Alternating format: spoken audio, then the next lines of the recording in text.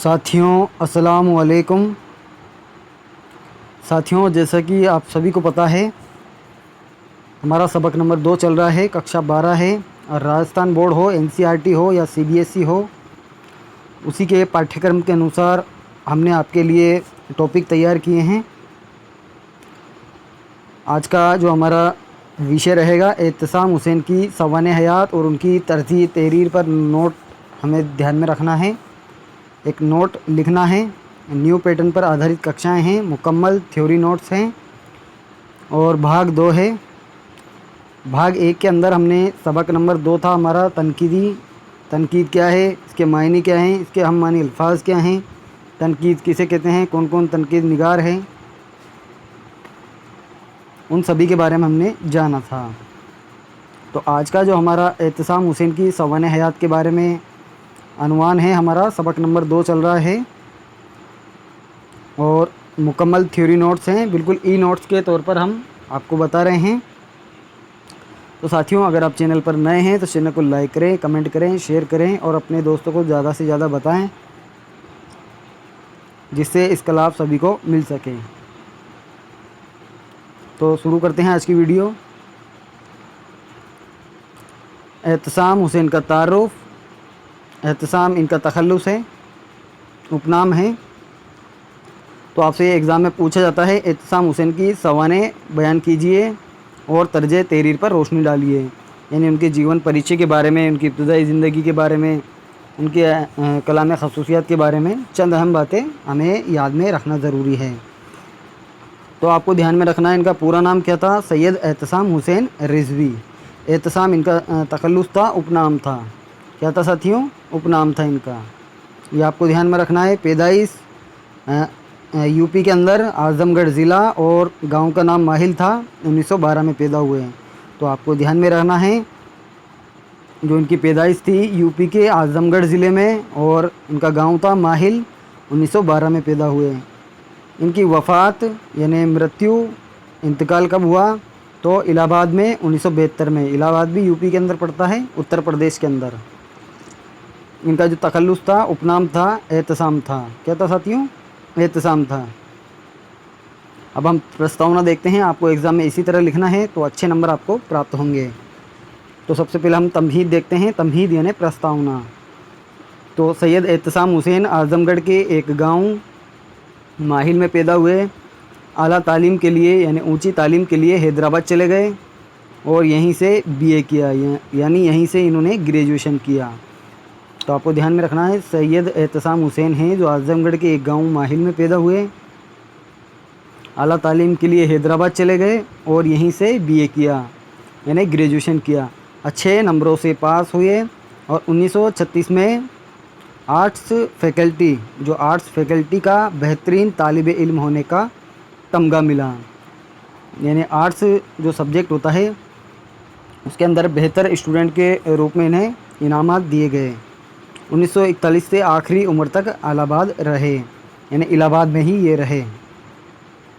1941 के बाद से और आखिरी उम्र तक इलाहाबाद में ये रहे।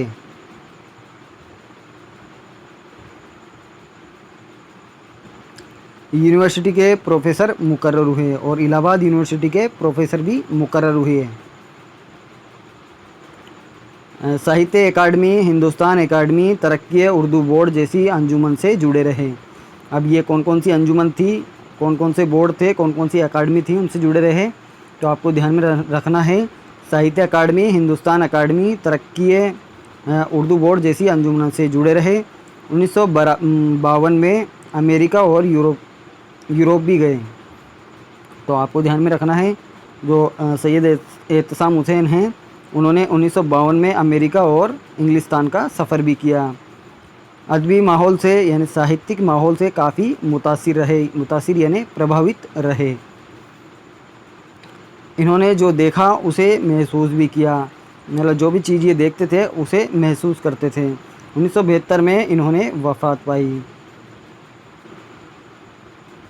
अब इनकी जो दूसरा आपको पॉइंट लिखना है एग्ज़ाम में, इस तरह लिखना है, कलाम खसूसियात। एहतसाम हुसैन की अदबी ज़िंदगी का आगाज़ 1932 से हुआ। जो आपको ध्यान में रखना है, सैयद जो एहतसाम हुसैन हैं उनकी अदबी यानी साहित्य ज़िंदगी का आगाज़ 1932 से हुआ।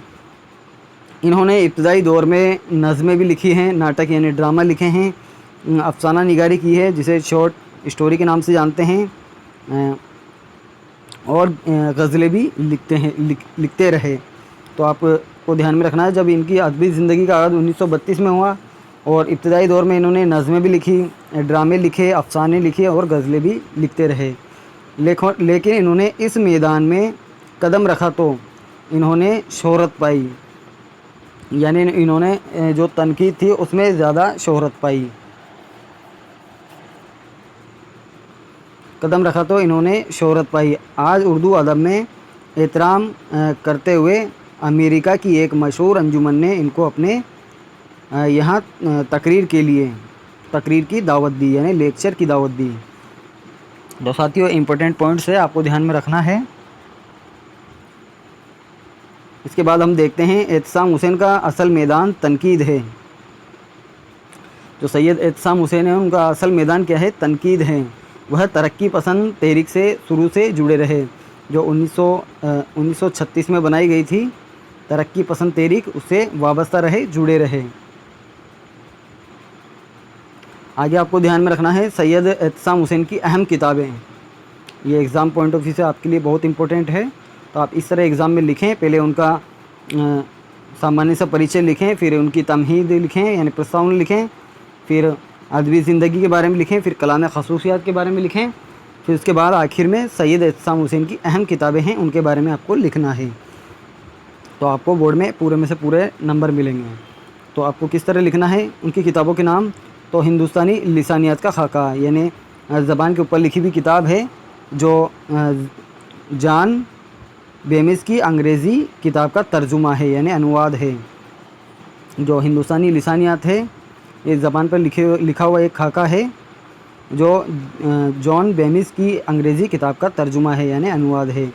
वीराने हैं जो अफसानवी मजमुआ है। मजमुआ बोलते हैं साथियों संग्रह को, संग्रह। तो आपको ध्यान में रखना है, वीराने हैं जो अफसानों का मजमुआ है। इसके अलावा इनकी जो तसन्नीफ़ है साहिल और समंदर, ये सफ़रनामा है यानी यात्रा वृत्तांत है, जो इन्होंने यात्रा की थी, अमेरिका और इंग्लिस्तान का सफ़र किया था 1952 में, उसको लिखा है। किस नाम से लिखा है? साहिल और समंदर। ये सफ़रनामा है जो अमेरिका और इंग्लिस्तान का सफ़र 1952 में किया। उर्दू की कहानी ये बच्चों के लिए लिखी गई थी। ये उर्दू की कहानी है जो बच्चों के लिए लिखी गई थी। उर्दू साहित्य का आलोचनात्मक इतिहास, ये हिंदी में उर्दू अदब की तारीख़ है। तो उर्दू साहित्य का आलोचनात्मक इतिहास है जो इन्होंने हिंदी में उर्दू अदब की तारीख़ इन्होंने लिखी है। अब इनकी तनकीदी मज़ामीन के मजमूए यानी संग्रह कौन कौन से हैं उसे हमें देखना है। तनकीदी जायज़े, तो साथियों आपको ये भी ध्यान में रखना है, तनकीदी जायज़े सैयद एहतसाम हुसैन के तनकीदी मज़ामीन का मजमूआ है, और तनकीद ये खुर्शीदुल इस्लाम की किताब है।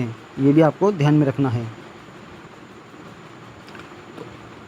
तनकीदी जायज़े रिवायत और बगावत, अदब और समाज, तनकीद और अमली तनकीद,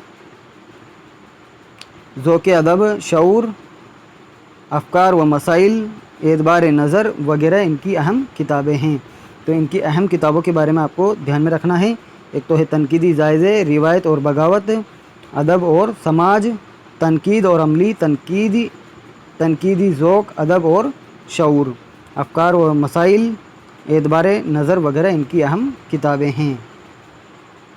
अब जो हमारे निसाब में शामिल हैं, खौज़ी एक मुताला, तनकीदी मज़मून एतबार नज़र से माखूज़ है। आपसे पूछा जाता है खौज़ी एक मुताला तनकीदी मज़मून माखूज़ है।